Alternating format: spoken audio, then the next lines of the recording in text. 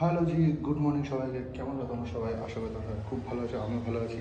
আর বেরিয়ে পড়েছি কাজে বেরিয়েছি অনেক সকালেই। এখন বাজে 12টা 19। আজকে আমাদের একটু ওই 2.0 যে পার্সেলটা একটু হালকা চাপ ছিল, যার জন্য বেরিয়ে কিছু ভিডিও করিনি।